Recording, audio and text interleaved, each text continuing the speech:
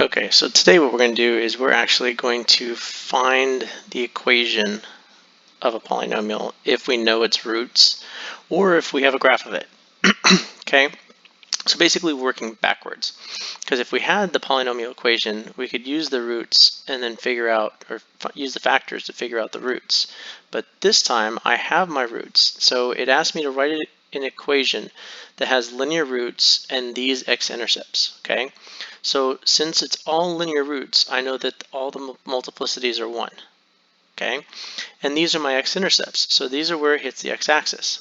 Okay, so what we're going to do is we're going to work these backwards. Basically, it would be like normally we'd have the equation and we'd have the factors and we'd have to set it equal to 0 and move the number over, whatnot. But here we're at the end.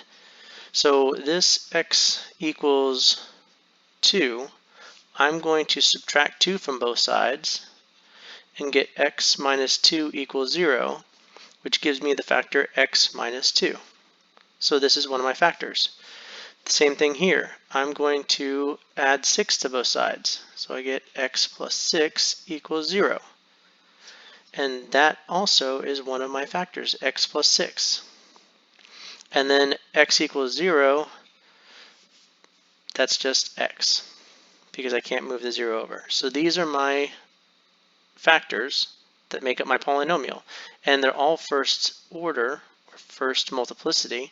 So my equation is x times x minus 2, that one, times x plus 6. And there's my polynomial equation. And since it told me that they're all linear roots, they all have power 1. Okay. Now there's more to this. If they had given me a y-intercept, then I would actually have to solve for my leading coefficient using that. But right now, there's all the information they give me. This is all I can find. Okay. Now, it really doesn't change if I'm given the graph. Okay. So again, I'm going to use this graph to tell me basically the same thing this other problem did. Okay. So let's start with finding our x-intercepts.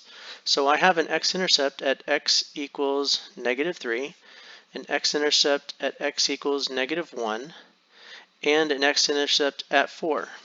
Okay, now just like what I did up here, I'm now going to change this into its factored form by adding 3 to both sides, so I get x plus 3 as one of my factors. And here I get x plus 1 as one of my factors. And this one give me x minus 4. So these are my factors. I have this 0 here, and that 0 here. Okay?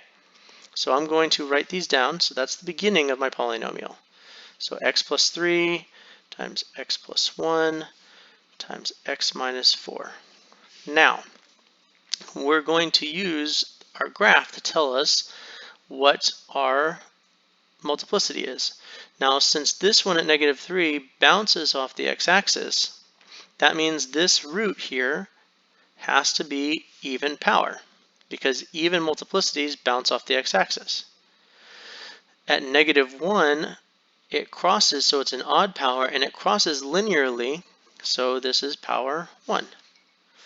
And this one here also crosses the x-axis, so it has to be odd, but you can see that it has an influence that looks like the cubic, so it's higher than power 1, so we're going to say that that one is power 3. Now, double check. Notice that this whole thing, the end behavior is going up and up, which means my total degree has to be even. And look, 2 plus 1 plus 3 is 6, so it matches my graph. And this is most likely the equation for this polynomial based on what we have here.